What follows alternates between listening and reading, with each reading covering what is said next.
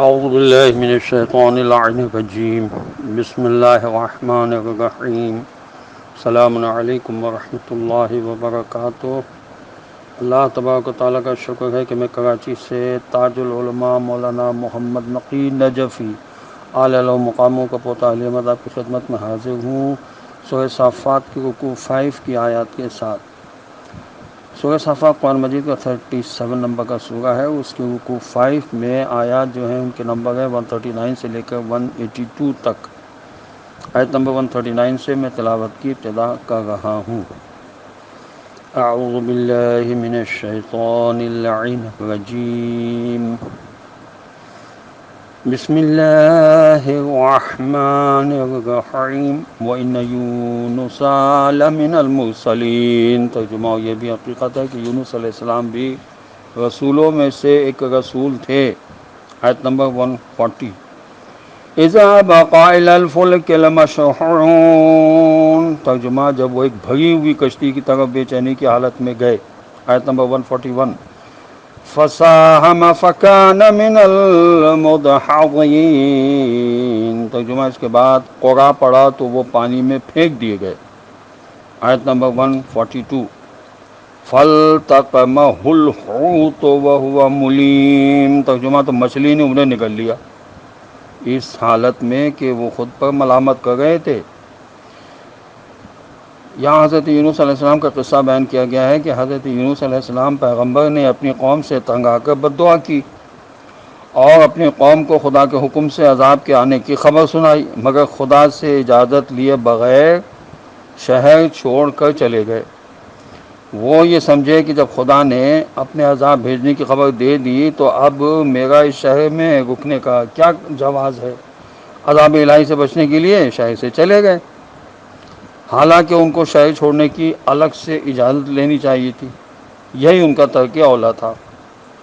اصل میں حضرت یونس علیہ السلام نے اپنی قوم کو ان کی بد کرداری کی وجہ سے خدا کے عذاب کی خبر دی کہ بدھ کے دن عذاب آئے گا، اور خود وہاں سے چلے گئے۔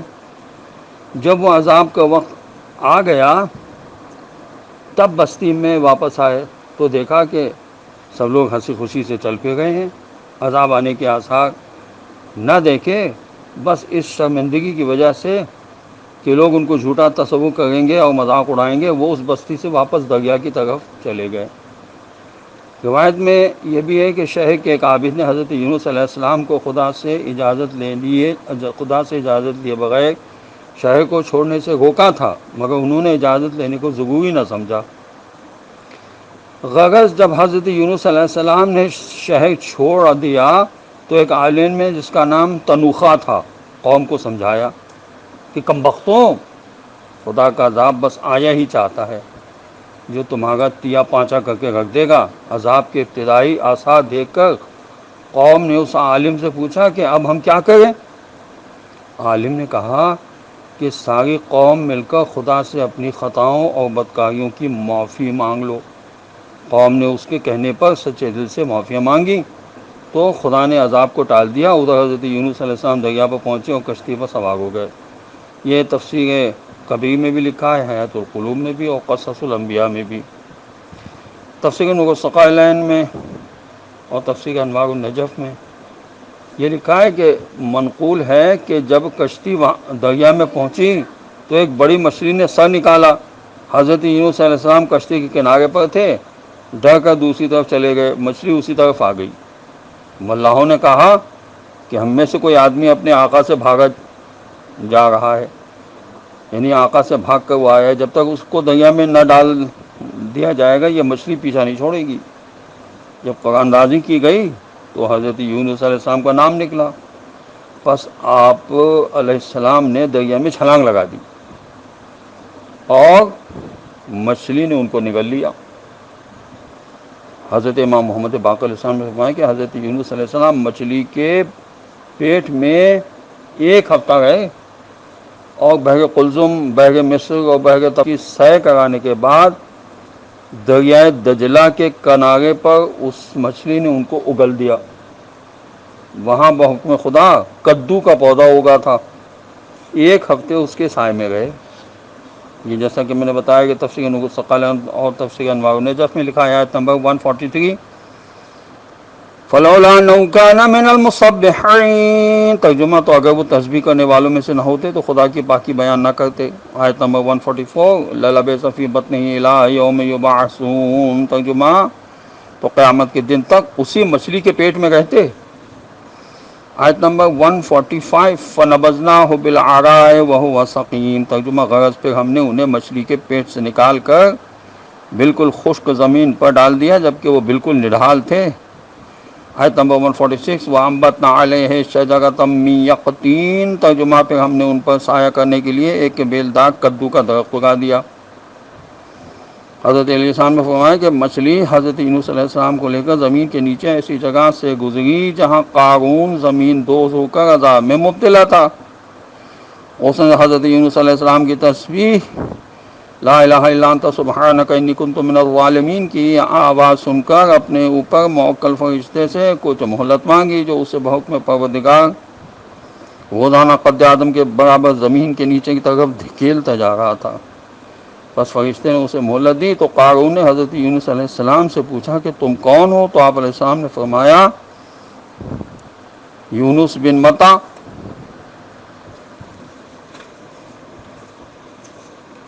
قارون نے حضرت موسیٰ علیہ السلام و ہارون علیہ السلام و کلثوم جو اس کی طرف منسوب تھی کے متعلق دریافت کیا۔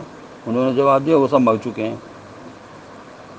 ان کے ارمان میں قارون نے ایک آہ سرد کھینچی، بھاگ کر مچھلی نے دریا کے کنارے پر حضرت یونس علیہ السلام کو گل دیا۔ چونکہ آپ علیہ السلام کی کھال اور گوشت خراب ہو چکا تھا تو اللہ تعالیٰ نے ان کے لیے کدو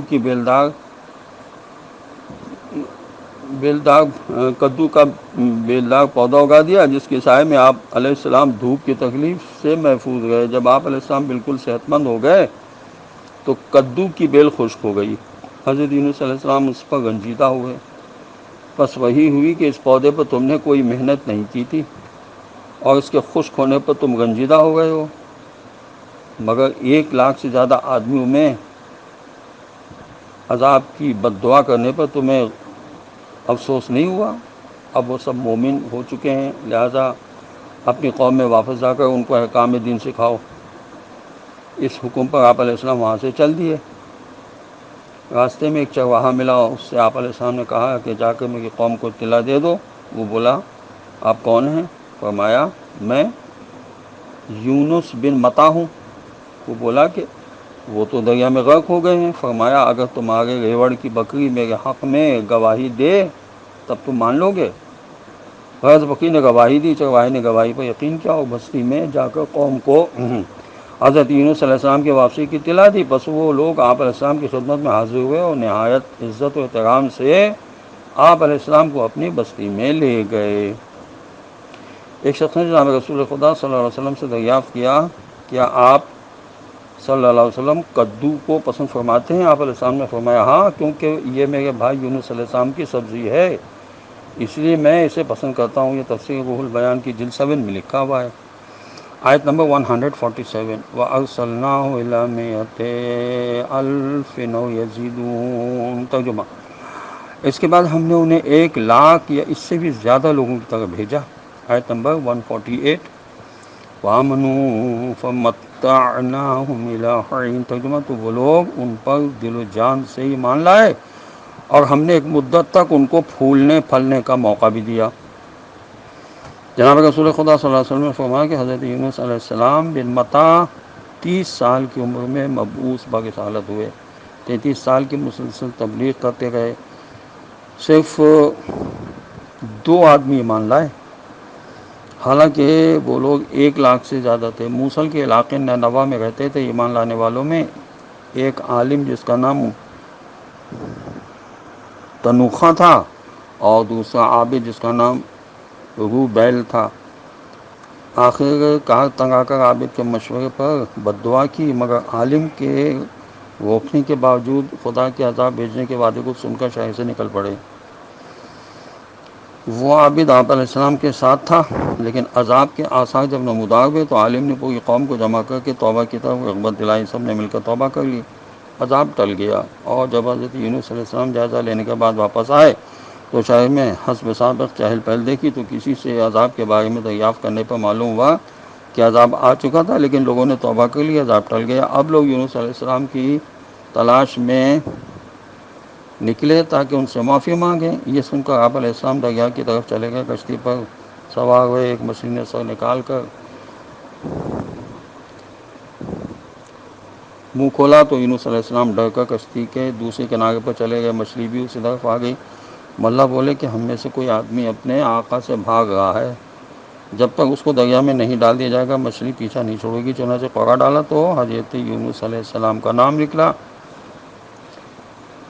تو آپ علیہ السلام دریا میں کود گئے اور مچھلی نے ان کو نگل لیا۔ یہ تفسیر عیاشی میں بھی لکھا ہے اور تفسیر انوار النجف میں بھی لکھا ہے۔ آیت نمبر 149 فاستفتہم لربک البنات ولہم البنون۔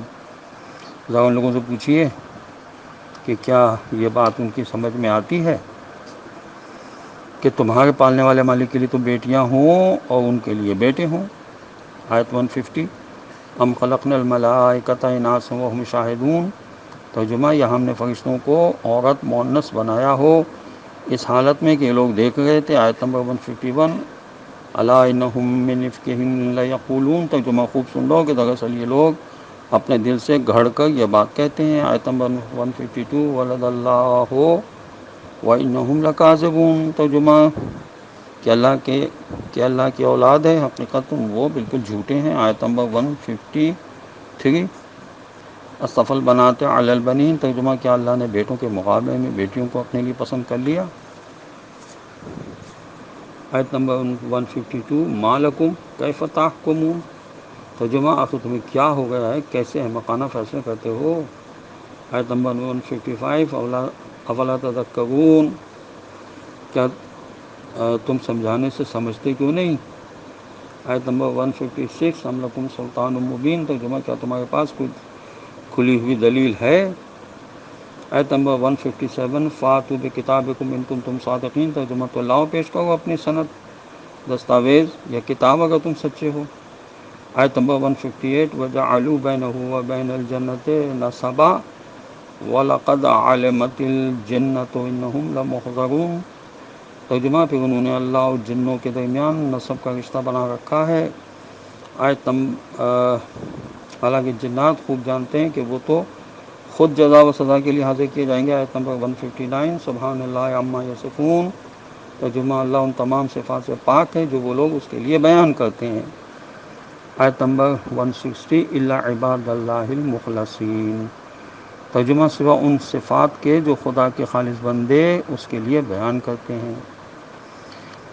یہاں پر وجعلوا بینہ جو فرمایا اللہ نے، تو اس کی تفسیر میں چند اقوال ہے۔ نمبر 1، زندیق عابدین چیزوں کا خالق اللہ ہے، اور ظلمت، شر اور نقصان دہ چیزوں کا خالق شیطان ہے۔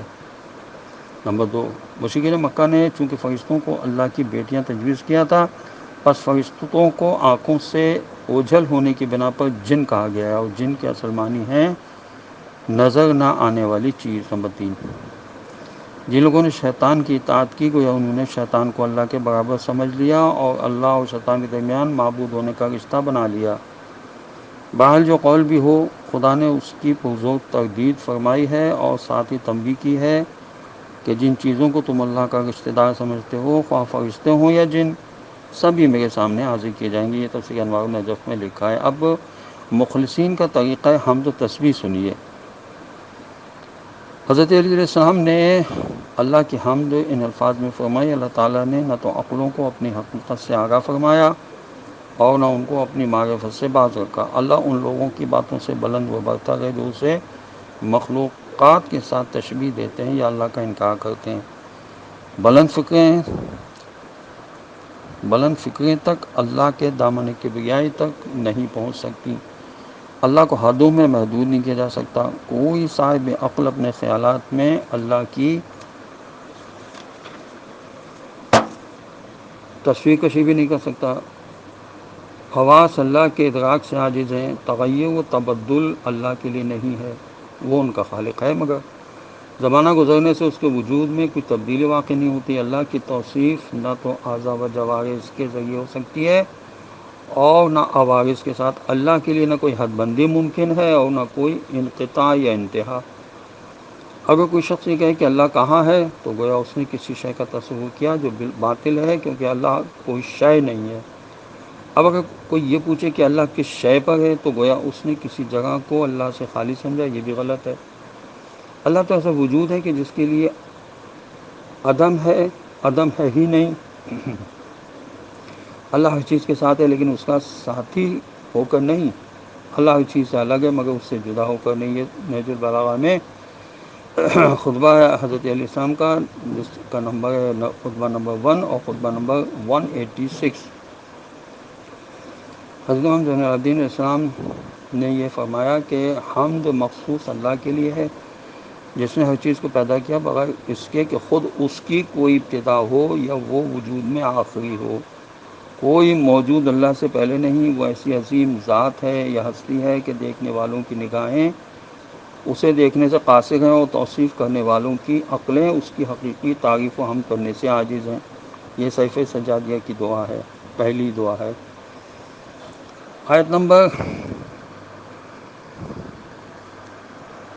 161، فَإِنَّكُمْ وَمَا تَعْبُدُونَ، حقیقت یہ ہے کہ تم اور جس چیز کی تم بندگی کرتے ہو۔ آیت نمبر 162، مَا أَنْتُمْ عَلَيْهِ بِفَاتِنِينَ، ترجمہ تم سب ان تمام باتوں پر کسی کو گمراہ نہیں کر سکتے۔ آیت نمبر 163، إِلَّا مَنْ هُوَ صَالِ الْجَحِيمِ، ترجمہ سوا ایسے شخص کے جو جہنم کی بھڑکتی سلگتی آگ میں جھلسنے ہی والا ہو۔ آیت نمبر 164، وَمَا مِنَّا إِلَّا لَهُ مَقَامٌ مَعْلُومٌ، ترجمہ اور ہم میں سے کوئی ایسا نہیں مگر یہ کہ اس کا ایک خاص مقام مقرر ہے۔ آیت نمبر 165، وَإِنَّا لَنَحْنُ الصَّافُّونَ، ترجمہ اور بلا شبہ ہم تو خدمت کے لیے صفیں باندھے ہوئے ہیں۔ آیت نمبر 166، وَإِنَّا لَنَحْنُ الْمُسَبِّحُونَ، اور بلا شبہ ہم تو خدا کی پاکی بیان کرنے والے یا تسبیح کرنے والے ہیں۔ یہاں بتایا جا رہا ہے کہ پس تم و تمہاری یہ عبادت، اس پر تم کسی کو فتنے میں نہیں ڈال سکتے مگر صرف اس کو جو دوزخ کی بھڑکتی آگ میں جھلسنے والا ہو۔ جب اس طرح ترجمہ کیا جائے گا تو مطلب یہ ہوگا کہ فرشتے اپنی پجاریوں سے کہہ رہے ہیں کہ اے احمقوں، تم جو ہماری پوجا پاٹ کر رہے ہو اور ہمیں اللہ رب العالمین کی اولاد قرار دے رہے ہو، اس سے تم ہمیں فتنے میں نہیں ڈال سکتے۔ اس سے تو کوئی احمق ہی فتنے میں پڑ سکتا ہے جس کی شامت سب پر آ چکی ہو۔ یہ تفہیم القرآن میں بھی لکھا ہے اور تفسیر کبیر میں بھی لکھا ہے۔ تفسیر قرطبی میں اور تفسیر الدر منصور میں اور تفسیر المیزان میں لکھا ہے کہ جناب رسول خدا صلی اللہ علیہ وسلم نے ارشاد فرمایا کہ تمام آسمانوں میں ایک بالش بھر جگہ بھی ایسی نہیں ہے جہاں کوئی نہ کوئی فرشتہ خداوند عالم کی نماز یا تسبیح میں مصروف نہ ہو۔ آیت نمبر 167، وَإِنْ كَانُوا لَيَقُولُونَ لَوْ أَنَّ، آیت نمبر 167، وَإِنْ كَانُوا لَيَقُولُونَ، ترجمہ اور وہ لوگ تو یہ کہا کرتے تھے۔ آیت نمبر 168، لَوْ أَنَّ عِنْدَنَا ذِكْرًا مِّنَ الْأَوَّلِينَ، کہ اگر ہمارے پاس کوئی یاد دہانی کا سبق ذکر ہوتا تو پہلی قوموں کو ملا تھا۔ آیت نمبر 169، لَكُنَّا عِبَادَ اللَّهِ الْمُخْلَصِينَ، ترجمہ تو ہم بھی اللہ کے خالص نکھارے ہوئے بندے ہوتے۔ آیت نمبر 170، فَكَفَرُوا بِهِ فَسَوْفَ يَعْلَمُونَ، ترجمہ مگر جب وہ ذکر آیا تو انہوں نے اس کا انکار کر دیا، اب ان قریب ان کو اس کا انجام معلوم ہو جائے گا۔ آیت نمبر 171، وَلَقَدْ سَبَقَتْ كَلِمَتُنَا لِعِبَادِنَا الْمُرْسَلِينَ، اور ہم تو اپنے بھیجے ہوئے بندوں سے پہلے ہی یہ وعدہ کر چکے ہیں۔ آیت نمبر 172، اِنَّهُمْ لَهُمُ الْمَنْصُورُونَ، کہ یقیناً ان کی مدد کی جائے گی۔ آیت نمبر 173، معاف کیجیے گا 173 صحیح ہے۔ وَإِنَّ جُنْدَنَا لَهُمُ الْغَالِبُونَ، ترجمہ حقیقتاً ہماری فوج وہ ہے جو غالب آ کر ہی رہے گی۔ آیت نمبر 174، فَتَوَلَّ عَنْهُمْ حَتَّىٰ حِينٍ، ترجمہ تو آپ صلی اللہ علیہ وسلم ان سے ایک مدت تک کے لیے بے پرواہی کیجیے۔ آیت نمبر 175، وَأَبْصِرْهُمْ فَسَوْفَ يُبْصِرُونَ، ترجمہ دیکھتے رہیے، ان قریب وہ خود بھی اپنا انجام دیکھ لیں گے۔ آیت نمبر 176 وَبِعَذَابِنَا يَسْتَعْجِلُونَ، ترجمہ تو کیا وہ ہماری سزا یا عذاب کے لیے جلدی مچا رہے ہیں۔ آیت نمبر 177 فَإِذَا نَزَلَ بِسَاحَتِهِمْ فَسَاءَ صَبَاحُ الْمُنذَرِينَ، ترجمہ تو جب وہ عذاب ان کے صحن میں اترے گا تو وہ صبح ان کے لیے بہت بری ہوگی جو برائی کے برے انجام سے ڈرائے جاتے ہیں۔ آیت نمبر 178 وَتَوَلَّ عَنْهُمْ حَتَّىٰ حِينٍ، تو اب آپ صلی اللہ علیہ وسلم ایک عرصے کے لیے ان کی طرف سے بے پرواہی کیجیے۔ آیت نمبر 179 وَأَبْصِرْ وَسَوْفَ يُبْصِرُونَ، ترجمہ دیکھتے رہیے، ان قریب یہ خود بھی دیکھ لیں گے۔ آیت نمبر 180 سبحان ربک رب العزت عما یصفون، ترجمہ ہر عیب سے پاک ہے آپ صلی اللہ علیہ وسلم کا پالنے والا مالک، جو عزت، زبردست طاقت اور غلبے کا مالک ہے ان تمام باتوں سے جو وہ بیان کرتے ہیں۔ آیت نمبر 181 وَسَلَامٌ عَلَى الْمُرْسَلِينَ، اور سلام ہو تمام پیغمبروں علیہ السلام پر۔ آیت نمبر 182 اس رکوع کی آخری آیت ہے والحمد للہ رب العالمین، اور شکر، حمد اور ساری کی ساری تعریف اللہ کے لیے ہے جو تمام جہانوں کا پالنے والا مالک ہے۔ خداوند عالم کی بارگاہ میں دعا ہے کہ پروردگار ہمیں قرآن پڑھنے سمجھنے کی توفیق عطا فرمائے، اور وارث قرآن حضرت امام زمانہ عجل اللہ تعالی فرجہ شریف کے ظہور میں خدا تعجیل فرما دے، اور ہمیں ان کے اعوان و انصار میں شامل ہونے کی توفیق نصیب ہو۔ وآخر دعوانا ان الحمد للہ رب العالمین، وصلی اللہ علی محمد وعلی آلہ الطیبین الطاہرین المعصومین المظلومین، والحمد للہ رب العالمین، والسلام علیکم ورحمۃ اللہ وبرکاتہ۔